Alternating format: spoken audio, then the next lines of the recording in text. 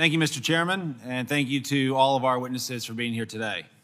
I'm glad we're continuing our strong oversight of the Department of Transportation, an agency charged with administrating over $1 trillion of taxpayer money that is supposed to be designed to shore up our nation's infrastructure. However, it seems that far too often, a cavernous bureaucracy at DOT headquarters bogs down decisions in red tape, distracts itself with issues outside of its mandate, and they ultimately allow important investments to be eroded away by inflation. I've heard plenty of concerns from constituent stakeholders frustrated by confusing rules, inconsistent grant opportunity announcements, complex applications, and delays in securing grant agreements. One issue I've heard from construction companies in my district is uncertainty around Build America, Buy America requirements. I support Buy America where possible, but it seems like it's becoming a bureaucratic mess. For example, for 2 years in a row, a local road striping company in my district has come in to talk about uncertainty over how the federal government treats the reflective glass beads that are laid on top of paint.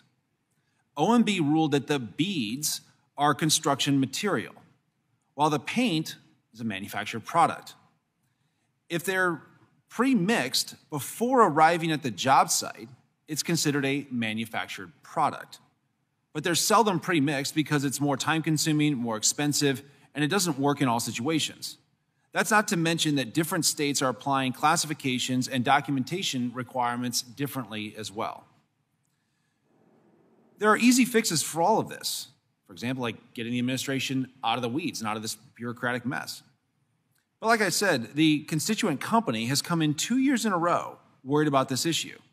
That says to me that no one at DOT is in a position to fix this, and they don't seem to be in a hurry to do so.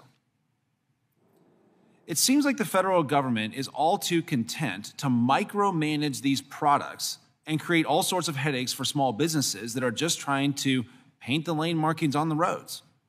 And that keeps the driving public unsafe during times of day in all weather conditions. Mr. Dewitt, can you speak to some of the issues you're seeing with the Biden-Harris administration's stewardship of the Build America, Buy America requirements? Yes, sir. Thank you, Representative. First of all, to reiterate, ARPA fully supports Buy America. The problem is that in the short term, some items are not made in the U.S.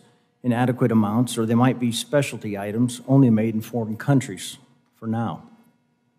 While U.S. manufacturing catches up, we have to pay a premium for whatever U.S.-made inventory is available, and that's on top of inflation. If we can't find it, there needs to be a waiver request. Waivers can take a long time for approval, if they get approved at all. Meanwhile, we may have to delay or interrupt work on the project to get the issue resolved. There are dozens of different items considered to be manufactured products. When we think of highway and bridge projects, we usually think of concrete, asphalt, steel, and so forth. But these days, we're using many electronic items, electrical, mechanical units, pumps, lifts, and so on. Think about the ITS systems or rest areas, traffic operations centers, and everything that goes into them. FHWA is proposing that more than 55% of a manufactured product needs to be made in the USA.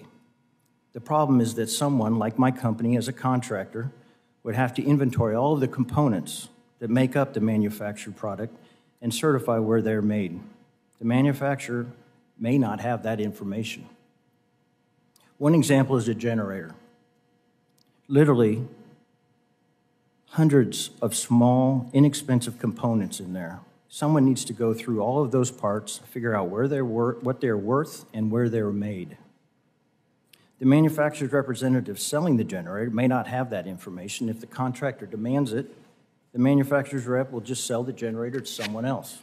Thank you, Mr. Dewitt. And in closing here, I do want to also point out, as my time is expiring, that in terms of some of the grant agreement delays as well, according to the Department of Transportation's own figures, there are only 148 out of 415, or 35%, of raised grants agreements in place for awards that were awarded between fiscal years 2021 and 2023, and it's causing projects to drown in red tape, die on the vine, and being eaten away by inflation. And so I certainly call on the Department of Transportation to get these grant agreements in place so that we can get the money out the door and these projects in place.